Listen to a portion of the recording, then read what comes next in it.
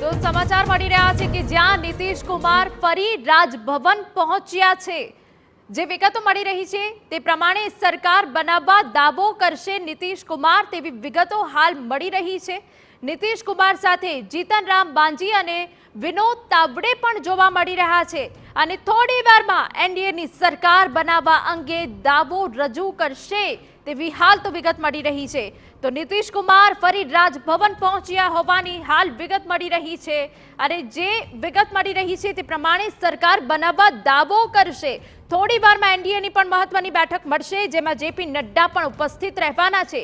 જીતનરામ માંઝી અને વિનોદ તાવડે પણ ઉપસ્થિત હોવાની વાત હાલ સામે આવી છે। દ્રશ્યો અમે તમને બતાવી રહ્યા છે।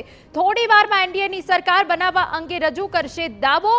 નીતિશ કુમાર ફરી રાજભવન પહોંચ્યા છે, રાજીનામું આપી દીધું છે અને તે બાદ હવે નવી સરકાર બનાવવામાં આવશે, નવું ગઠબંધન બનાવવામાં આવશે તેવી વાત નીતિશ કુમારે કરી હતી। ત્યારે આ સીધા દ્રશ્યો અમે તમને બતાવી રહ્યા છે કે જ્યાં થોડી વારમાં હવે એનડીએની સરકાર બનાવવા અંગે દાવો રજૂ કરશે।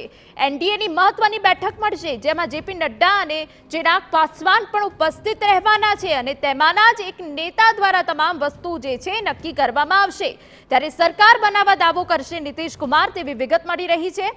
નીતિશ કુમાર સાથે જીતનરામ માંઝી અને વિનોદ તાવડે પણ જોવા મળી રહ્યા છે। ત્યારે ફરી એક વખત નીતિશ કુમાર રાજભવન પહોંચ્યા છે, થોડી વારમાં હવે એનડીએની સરકાર બનાવવા અંગે દાવો રજૂ કરશે। તો જે રીતે હાલ આ બિહારની રાજનીતિનો માહોલ બની ગયો છે અને એનડીએ સરકાર રચવાનો દાવો થઈ ગયો છે, ત્યારે અમે તમને બતાવી રહ્યા છીએ કે જ્યાં 9મી વાર નીતિશ સરકાર આવી રહી છે, જીતનરામ માંઝી અને વિનોદ તાવડે પણ જોવા મળશે। ત્યારે હવે નીતિશ કુમારે એનડીએમાં સરકાર રચવાનો દાવો કર્યો હોવાની વિગત અહીંયા સામે આવી રહી છે। ત્યારે ફરી રાજભવન પહોંચ્યા હોવાની વિગત છે।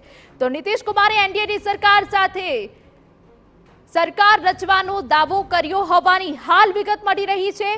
નીતિશ કુમારે રાજ્યપાલને પોતાનું જે સમર્થન પત્ર છે તે સોંપ્યો હોવાની વાત પણ સામે આવી છે અને હાલ તેઓ ફરી રાજભવન પહોંચ્યા છે। એનડીએમાં મહત્વની બેઠક મળવાની છે, જેમાં જેપી નડ્ડા ઉપસ્થિત રહેશે।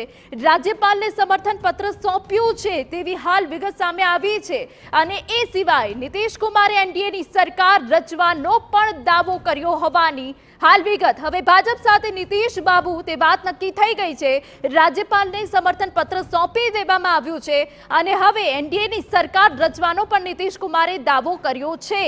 ત્યારે જેડીએસ સાથે નીતિશ કુમારનો ખેલ જે ખત્મ થયો અને હવે ભાજપ સાથે નવું ગઠબંધન રચવાનો દાવો કર્યો છે। ત્યારે ફરી એક વખત રાજભવનના એ દ્રશ્યો અમે તમને બતાવી રહ્યા છે કે જ્યાં રાજભવન ખાતે નીતિશ કુમાર પહોંચ્યા છે, રાજ્યપાલને સમર્થન પત્ર સોંપવામાં આવ્યું છે। એ પહેલા તેમને રાજીનામું આપી દીધું હતું અને જે બાદ તેમને સમર્થન પત્ર સોંપવામાં આવ્યું હતું। હવે વિગત મળી રહી છે તે પ્રમાણે રાજભવન પહોંચીને એનડીએ સાથે સરકાર રચવાનો દાવો કરી જ દીધો છે, પરંતુ એનડીએની મહત્વપૂર્ણ બેઠક મળવાની છે અને એ બેઠકમાં જેપી નડ્ડા ઉપસ્થિત રહેશે, તેમની સાથે ચિરાગ પાસવાન પણ ઉપસ્થિત રહેવાના છે અને તે બાદ તમામ જે નવી સરકાર છે, નવી સરકારની જે શપથ ગ્રહણ